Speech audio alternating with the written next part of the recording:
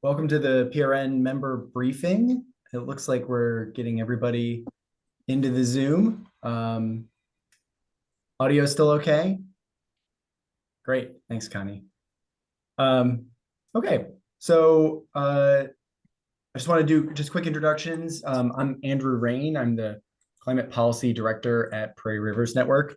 And with us today, sorry about the clacking, I'm just going to add my title, is Pam Richart with the Eco Justice Collaborative, where she's the co-director. And together we've been working on, with a lot of other folks, but Pam and I are spending a lot of time together working on the Protect the Mahomet campaign and the fight to ban carbon sequestration under the Mahomet Aquifer. So today we're going to tell you a little bit about what's going on there. It's a fight on multiple fronts at this point. So we'll give you some updates and then and tell you about some next steps and how you can help support the work. So with that, I'm going to dig in on sharing some slides. So let me get this set up.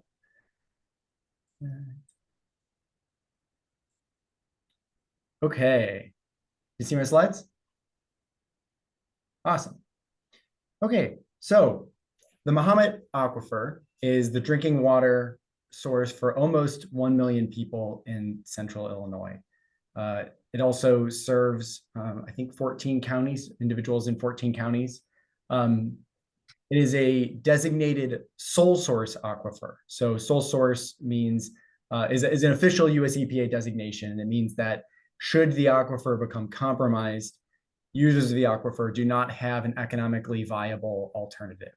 And the sole source designation is a deliberative process that the US EPA goes through.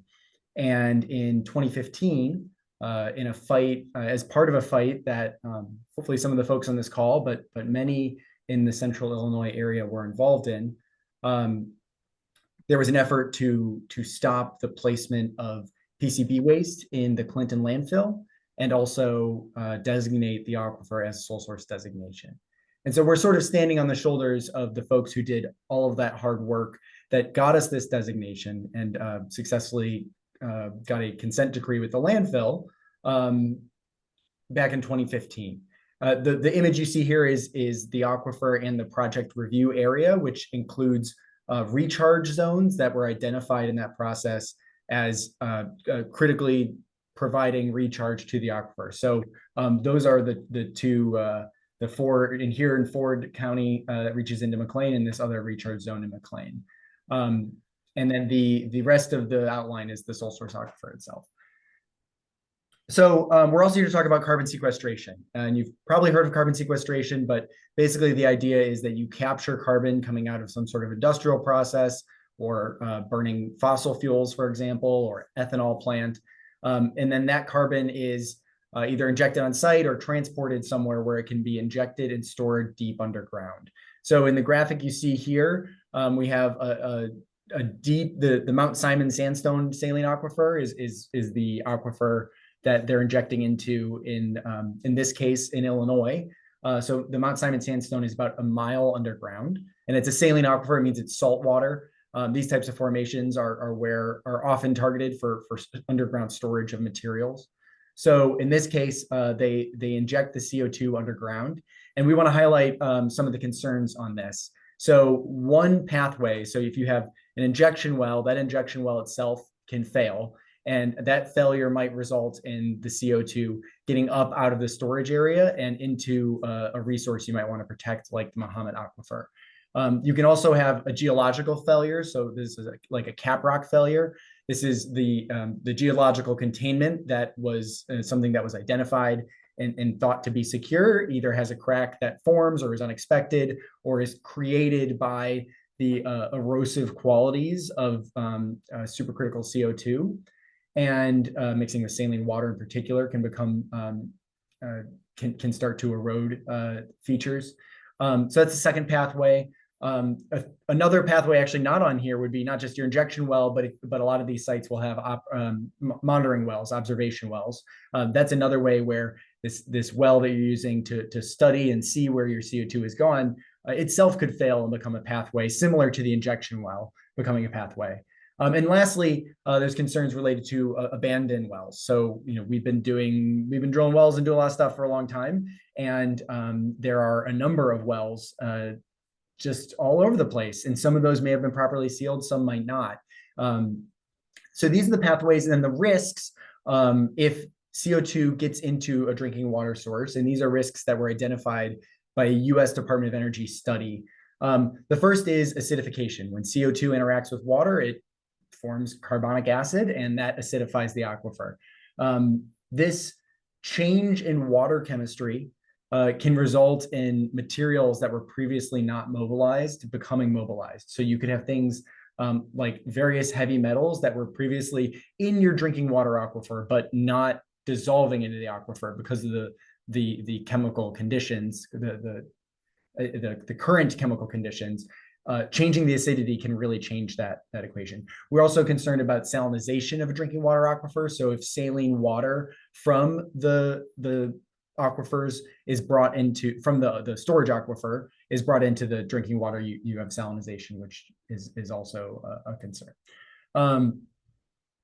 So carbon capture and sequestration is coming here. I've got a slide on some specific projects coming up, but broadly, sort of taking a step back from those specifics, there's a number of different reasons why we're expecting a lot of projects to come to Illinois. On the left, what you're seeing is the sort of the green and red area is the Mount Simon sandstone, or at least a portion of the Mount Simon sandstone, which is that aquifer about a mile down, and the Mahomet's about 50 feet down. It's the deep aquifer, the saline aquifer that they're targeting for injection. And this basically shows how effective it can store, and basically it comes down to a financial, where can you effectively store this CO2 at what cost? And what's creating this real challenge for us is that I've overlain the shadow of the Mahomet Aquifer there. So again, the Mahomet Aquifer is over this Mount Simon sandstone, which is deeper. And you can see that we happen to be right in that sweet spot, right in the red zone of where they would like to, where companies would like to inject. And why now? Why not 5 years ago?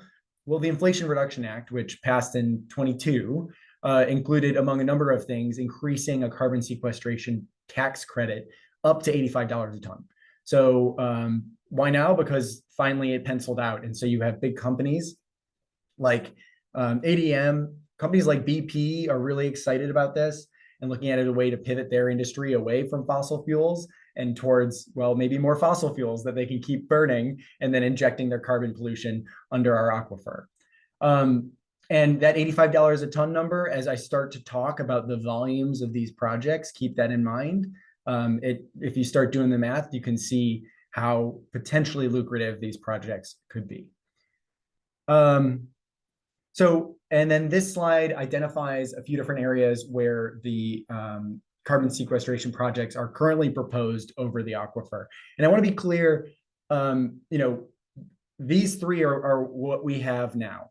But that does not mean that these aren't what we might have in the future. These projects are, like I said, coming in a big way. Of course, we live in uncertain times. We don't know what the Trump administration is going to do. That could really, we could go any number of million different ways, and I'm not going to do the Trump crystal ball. But if conditions stay as they are, we're expecting more projects to start to show up. So here's the landscape as we are now. We've got the One Earth sequestration project. This is in the recharge area in between Ford and McLean County. That's 90 million metric tons. Again, flagging to do that math, $85 a ton, 90 million metric tons. I think that works out to about $7.6 billion. Heartland Greenway Carbon Storage has two projects for Vein and Compass. Those are located on more closer to the western side of the aquifer. And the ADM Maroa, which is an expansion of ADM's existing carbon sequestration project that they have in Decatur, is close to, but outside of the boundary of the aquifer, at least based on the analysis that we have done looking at their predicted plumes of CO2 and the boundary of the aquifer. So currently, 3 projects are directly impacting the aquifer, and one is right next door.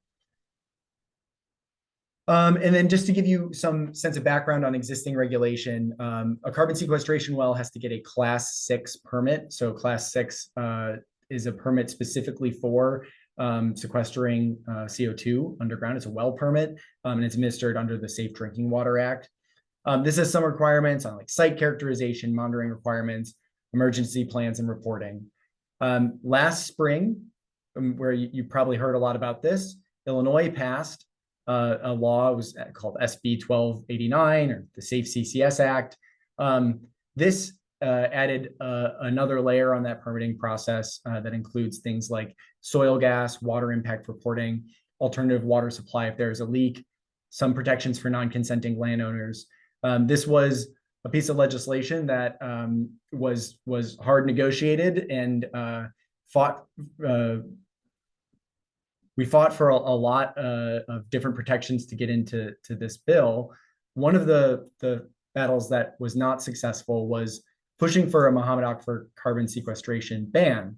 12 legislators in the Mahomet Aquifer area actually signed a letter, sent it to the governor, saying that they would like to see these protections included, and we were not successful in getting those protections.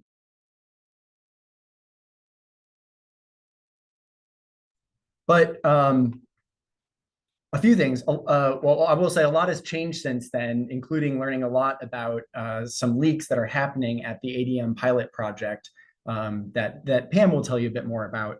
But I do want to highlight a particular gap. As we reviewed the language that we ended up with at the end, the bill says that you need to provide alternate drinking supply of potable drinking water if you damage a drinking water source. So this is in the bill. It says, okay, that they contemplated that failure is possible. And in the case of failure, you have to provide an alternate drinking water source. Well, the US EPA has made the sole source designation, which means that there is no reasonably available alternative to drinking water sources should the aquifer become contaminated. And when you stack these two things next up to each other, it makes it clear that there is a gap in the legislation. It doesn't say you must demonstrate that you can provide alternate drinking water, and therefore that this isn't a prerequisite to the permit. This is just a punishment if they mess up. But at the point where they've messed up and contaminated the aquifer, they can't provide us an alternate for when we have a sole source aquifer. And we've got some numbers here from that sole source application about percentage of water suppliers in the area that would not have an economically feasible alternative. So between this gap and some critical realities around failures and leaks, we really think action is important. And so this was the gap. Pam's going to get into a little bit about the leaks that have occurred. So Pam, go ahead and jump in. Come on off mute. Hi, everybody. It's good to see so many of you here today. So I'm going to pick up with the ADM leak, and I'm expecting that when you hear what happened and the failures that took place, you will, as Prairie Rivers Network and Eco Justice Collaborative have already done, conclude that sequestration, storage of CO2 does not belong under a sole source aquifer like the Mahomet. So many of you know, because we live just a hop, skip, and a jump from Decatur, that ADM has a sequestration facility. They have 2 injection wells and 2 monitoring wells. What I think is interesting is the second project, which they call commercial scale. First one was pilot and stored only 1 million metric tons of CO2. And when they finished that, they said, we successfully did it. Let's see if we can ramp this up to commercial scale, which at commercial scale is still going to be totaling less than 6 million metric tons CO2 of storage. But right now, their class 2 well, their second project, is the only operating EPA-approved class 6 project in the country. There are other class 6 wells approved elsewhere by states that have primacy, and Illinois decided not to take primacy over class 6 well applications. So this is an interesting statistic. The success story that I'm going to talk about the only operating EPA-approved Class 6 that everybody's been hailing as, we can do this, look at Decatur ADM, had some major flaws. Next slide, please. So what happened? They have 2 monitoring wells and 1 injection well. And monitoring well 2 is the one that I'm going to talk about first. And that, in fact, I think if you've read the news, you know that they had a leak in that well. So in September, just 3 years after they began injecting CO2, they began noticing that this monitoring well was malfunctioning. There are a lot of intermittent electrical shorts that were affecting the gauges. They also had some surface leaks that they had to vent. And by November 2022, just 5 years after they began to inject, or if I've got my math correctly, they started in 2017, the well was totally malfunctioning. And they described it to some colleagues as all the gauges and dials were spinning and it just wasn't working at all. So what they ended up doing is calling the EPA up and saying, "We got to come out here. We got a problem." I will say that that ADM is required to submit annual reports to the EPA, and this information that I'm presenting today is either coming from their reports, their annual, their semi-annual reports, or their inspection report that the Illinois EPA did. So the company met with the US EPA, tried to fix the well, figured out how to do it, but guess what? Just a short time later, ADM detected a subsurface leak. So this is not something that's been reported in the press, but it's in their annual report, and they took some temporary measures to plug the well. They were able to use part of it, but some of the zones for monitoring along the various layers that they were required to do were not being done. And by October, they realized that the well had corroded, and they plugged it with concrete, pulled the whole assembly out, and they were no longer using the well. Next slide, please. So we don't know what happened a whole lot between, the dialogue between ADM and the EPA. The 2023 report that I just did receive doesn't say a whole heck of a lot. But we do know, because this is what's been reported in the press, that by March of 2024, they have identified a new leak. Questions about that? They sort of implied that the leak was, in fact, remnant of what they experienced in the prior year before.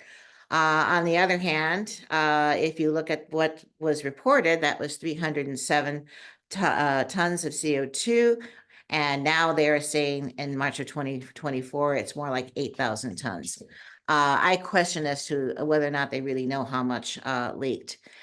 The US EPA came out in the summer and inspected the wells, and shortly thereafter, they issued a notice of violation. But it wasn't until September of 2024 that any of us knew anything about this, right? And on September 19th, the EPA issued a proposed administrative order on consent. So next slide, please.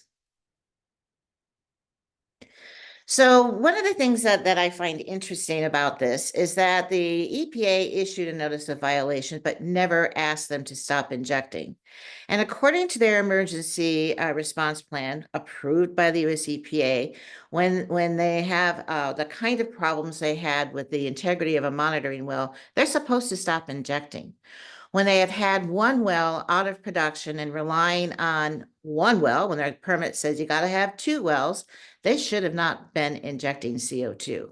And what you're seeing here in the notice of violation is some generic language that really reflects a lot of what I've just said.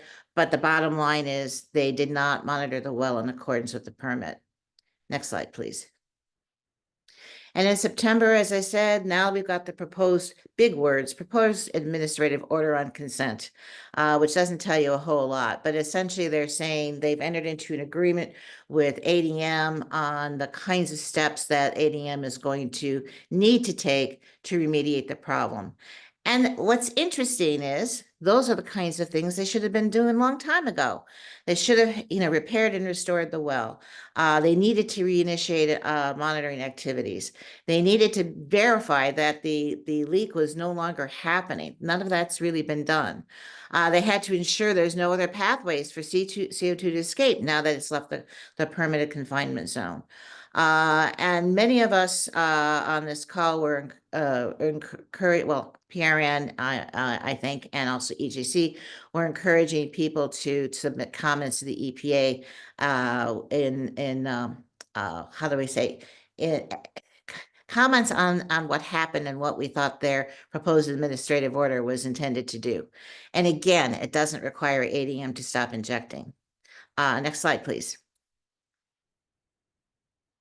So if you look at what happened, and I find this graphic interesting, and it is not one I created. This is one that is from ADM's website, trying to explain what happened. And if you look to the corner of the graphic that is kind of in the center of the area, you'll see the location of discovery above the cap there. That gray shale, that gray layer is the Eau Claire shale, which Andrew said it makes us thought to be really suitable for storing CO2. So ADM used what they thought was the best available technology in the design of their well, and they had an opportunity to sample below that cap rock, that lower gray bar, and above. They used the best available technology, they thought, and both of these were approved by the EPA, which is 13 chrome steel, which we now know is vulnerable to corrosion. Both of the openings failed.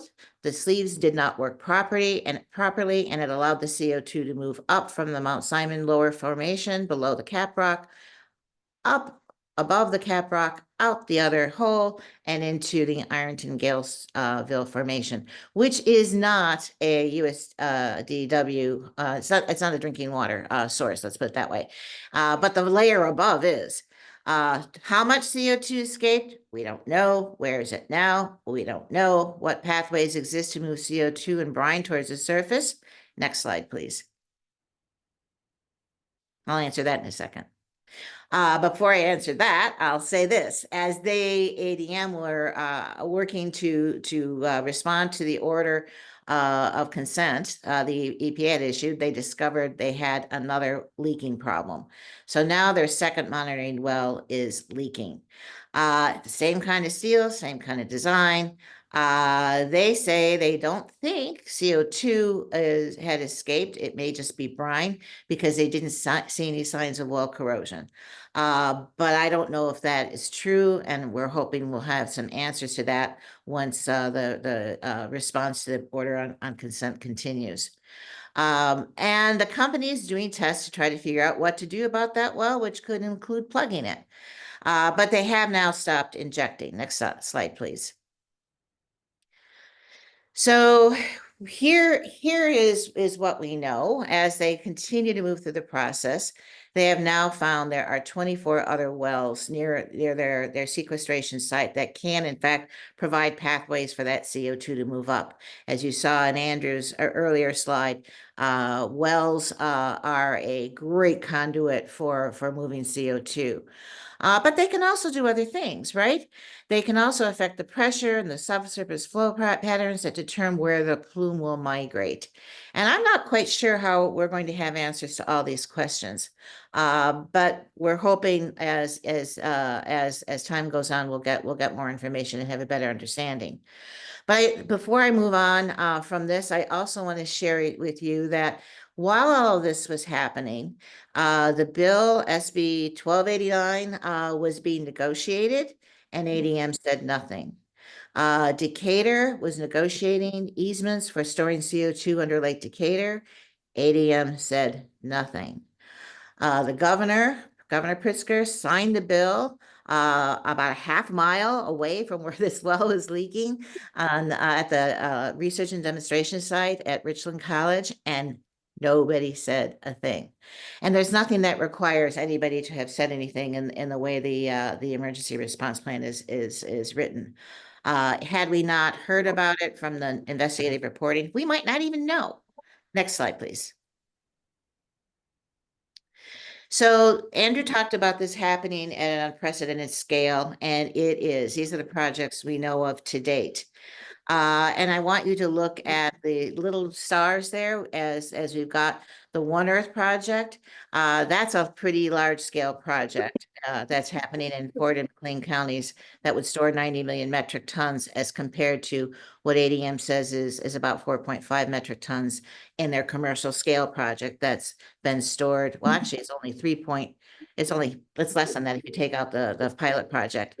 Small project. ADM is a tiny project. And we're looking at moving from what we think is less than 5 million metric tons of CO2 stored at Decatur site to something with just these projects that could be 456 million metric tons. Last slide for me, please. And what that means is we're looking at storage with all the projects that we have. These projects are under review now by the Illinois EPA. There's other things I could talk about that are not on this list, but these are the ones where permits could begin to be issued this coming summer. 100 times that stored by ADM. And when you're looking at what volumes, how much storage could be under the Mahomet Aquifer if we're not able to stop this, 50 times more than that stored by ADM. So I think you can see that we had technical failure, we had design failure, we had operator failure, and in my view, we had agency oversight failure. And that to me says we ought not to be putting this stuff under our sole source aquifer. Okay, thank you, Andrew.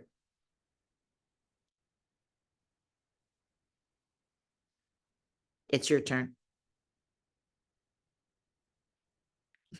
Sorry, I'm muted. Thank you, Pam. And I just wanted to underscore the last point you made. We're talking about these scales that are so much larger than the projects we've had before. And this leak at ADM is a problem, and there's a lot of questions about it. And it's a 50th of the size that that is being proposed to be done under the aquifer.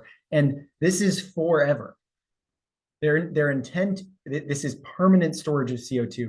So this will always be down there.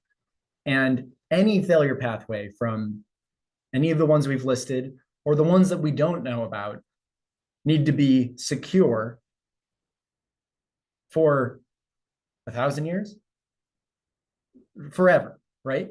And so the word precautionary principle is really what comes to mind, that there are so many failure points that we cannot regulate ourselves around. You can't regulate human failure, right? You can punish them afterwards, but when it's your sole source aquifer, you kind of can't do anything with that punishment. So this is sort of just this is the cautionary tale that really demonstrates why when we're scaling this up so much, we need to be careful. And there's a people's gas slide here, and there's a lot of text, and I'll just briefly go over this. You may have heard about the people's gas leak. Methane is a good comparison to CO2 because it rises. So methane that is stored underground in the Mad Love gas storage field, which is natural gas is stored and then it's extracted to be used to heat people's homes or whatever. There was a leak in the natural gas storage field, which means that it was leaking and going up, which is the same concern and threat that we have with the CO2. It leaks and it wants to move upwards. This issue, which caused a number of homes in near Fisher to not have access to water, is still an issue. They still do not have access to clean water. They have to get bottled water and or water shipped in, however it's shipped in. It's just a very striking example of the costs of the problem. And even with all those costs, they don't have replacement water. And that's why when I think about a sole source aquifer, that's what it means, right? The ability to deliver replacement water is so expensive, so challenging. We had years and years of lawsuits to even get there. That's what we're signing up for. The risk of this is what we're signing up for at a larger scale with the carbon capture technology. So that's just to say regulation is a risk, but a ban is our only way to get to certainty here. There are places where technology may or may not be appropriate to do these sorts of activities, and you regulate it to do your best to make it sure it's safe. But when you have a sole source aquifer, the risk tolerance is zero. The ban is the only way to do it. So we've been calling on, we've been really pushing on this in a lot of different fronts. We're calling on state legislators, and that's what today's update is about to focus on in a little bit here, to pass a ban at the state level. Senator Faraci and Representative Carol Emmons have introduced legislation that would do just this. I'll show you the language in a little bit. Previously, Senator Rose and Representative Brandon Schweizer in Vermilion County had also introduced language that would, similar language. We like our language a little better, but still, the intent is the same: ban carbon sequestration affecting the aquifer. And we need everybody to make sure that their legislators are hearing from them. If you drink from the Mahomet Aquifer, that's great. Get in touch with the legislator, get them to sign on. We also need people who aren't drinking from the aquifer, because everybody needs to vote for this bill to pass it. And so we need people in, everywhere from Chicago to St. Louis to Southern Illinois to be supporting this. We're calling on counties to do a ban. So there are 14 counties that have the footprint of the Mahomet Aquifer in them. We're looking to see all those counties. If we get 14 bans at the county level, we've accomplished the same outcome. But that's a long push, and we'd like to just have the state take up the mantle and do it themselves. Pam, if you could name the status of various counties, that would be a good update. Sure. So we have Champaign County, who has been interested in taking a leadership role on this, and they have moved a moratorium as a way to begin their process of passing a ban through their Environment, Land, and Land Use Committee. And so that moratorium was moved to the Zoning Board of Appeals and is awaiting their recommendation. Hopefully we'll have a moratorium in place by the first of the year, right after the first of the year there. McLean County has, actually McLean County is very interesting because One Earth Sequestration, who is proposing to sequester carbon and have three wells in McLean County, had to go to that county for a special use permit. And the county developed their own special use language. One Earth came, and it took a long time with 12 hours of hearings before One Earth was essentially told no, conditionally so.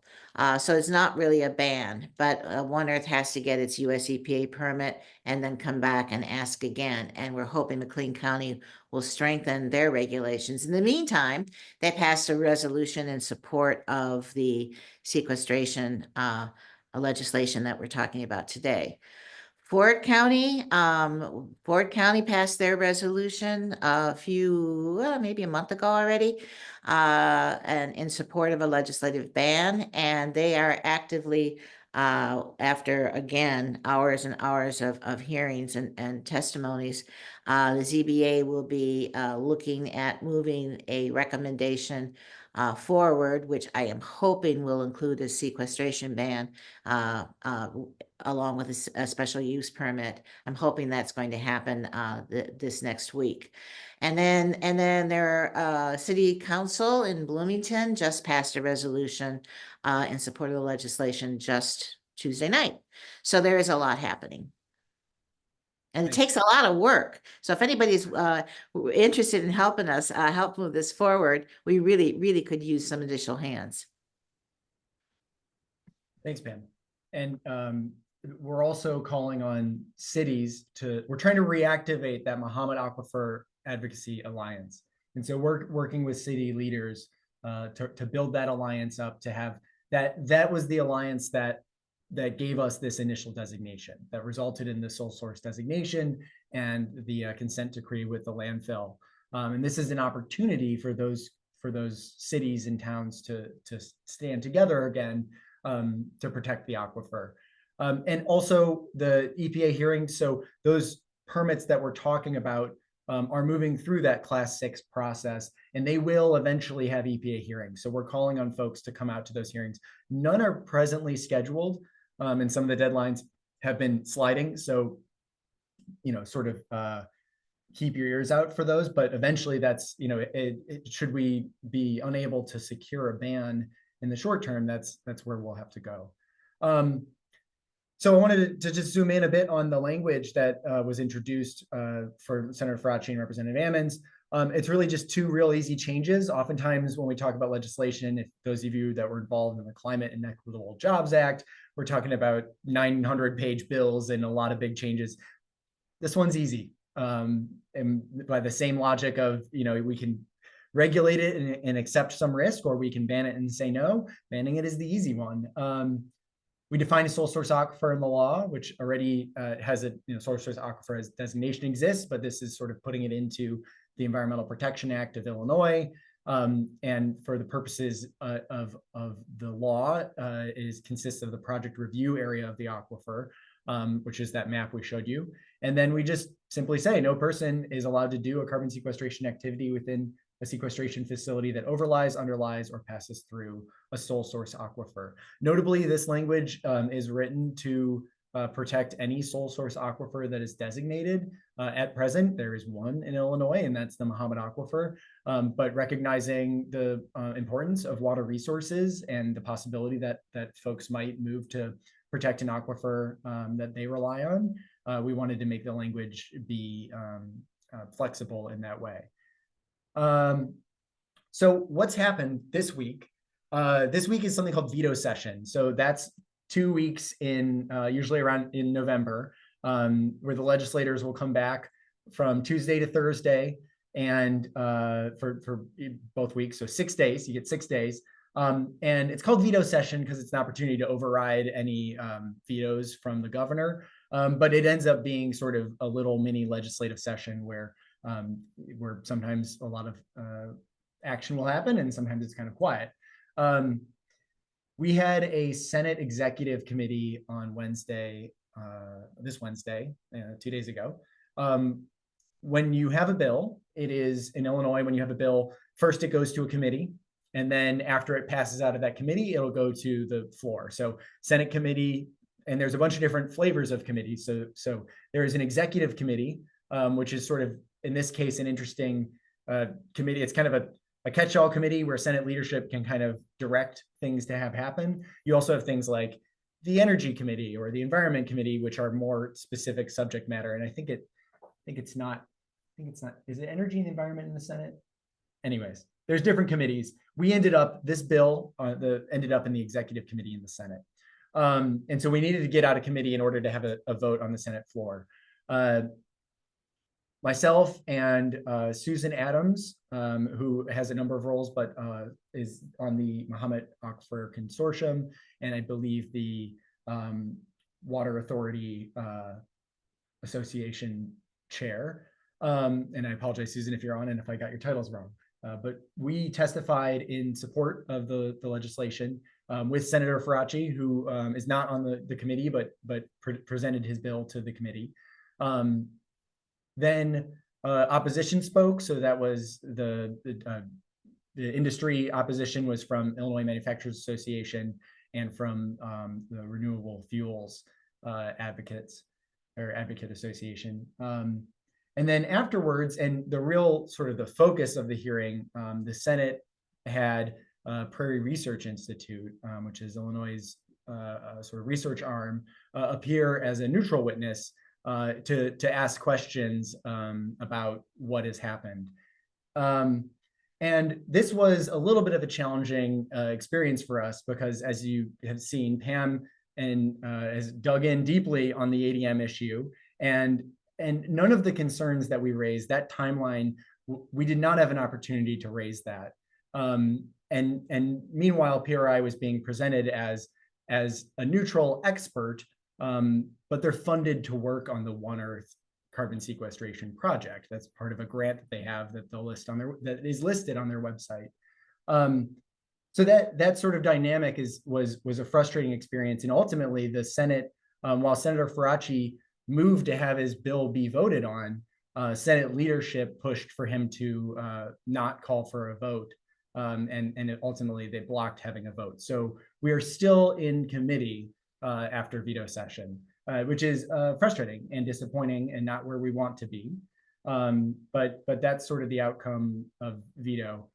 At least so far. We have another week, and never say never in politics. So we'll see where things move. But we're starting to kind of like put our eyes towards lame duck session, which is January 2nd through 7th. That's kind of the last chance for quote lame duck legislators, folks who, well, at least everybody's there, but including folks who are shortly about to lose power, to work on legislation. Pam, do you want to add anything to veto session? No, I think you covered it well. I think the frustration was the inability to point out the EPA errors and the problems that that I just went through with the experience with ADM. So we are in fact going to be meeting aggressively meeting in the next week with anybody we can get a meeting with on the committee so that they can hear our side of the story, so to speak. And also hopefully we'll pepper both industry and PRI with questions that I think are a bit more relevant. So you know, the impression was left like it's rigorous process, Class 6 well permitting, nothing to worry about. You can't get any more rigorous than that. And of course, the EPA had approved a flawed design of an approved material and didn't ask injection to be shut down when the equipment failed. So that didn't get heard, and we're going to make sure we tell that story. And I want to take the chance to name Senator Rose was subbed into the committee and was a great supporter of the legislation and a voice for protecting the Mahomet Aquifer from contamination. So I wanted to express a appreciation to Senator Rose and Senator Faraci for their advocacy on the issue. So lame duck, like I said, oh, that date's wrong. Lame duck is in January 2nd to 7th, and then the new legislature is sworn in on the 8th. That's next year. So here we are at the end. We're going to get to questions here in a minute. But I just wanted to identify ways that you can help support. First is ask your legislator to support this. We've got an action alert up on our website. Link right there, Mahomet Act, prairies.org/Mahomet Act. And that will send a letter to your legislator asking them to sign on, or if they've already signed on, it'll send a letter to them saying thank you. I imagine many of you are from in the Champaign-Urbana area. If you are, you can come pick up a yard sign and you can tell Senators Faraci and Representative Carol Ammons or even Representative Brandon Schweizer, thank you for supporting the bill. If you're not, again, we're really looking to grow the support from outside the footprint of the aquifer. So it's really, really important that legislators that are not under the aquifer or drinking from the aquifer are hearing about how important this is to the folks who are. So please consider sending an action alert to your representative. This push has bipartisan appeal. We should be asking everybody to sign on because I think it's something everybody can get behind. We've got two Zoning Board of Appeals hearings coming up that are worth attending. December 12th, Champaign County Zoning Board of Appeals is hearing.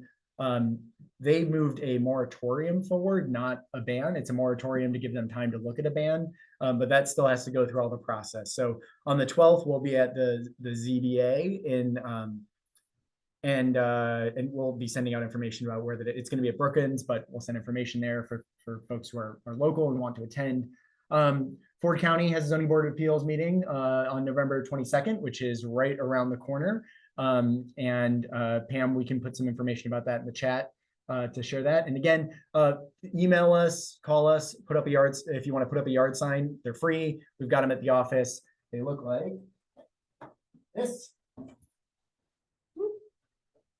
And lastly, we need your support. We need your financial support to make this possible. We appreciate the clicks. We appreciate people talking to legislators, picking up the phone. But to keep fighting this fight, to do this day in and day out, Eco Justice and Prairie Rivers Network need your support. So consider supporting us and donating. And just go to our website and the button is right there. And thank you if you're able to provide contribution. With that, I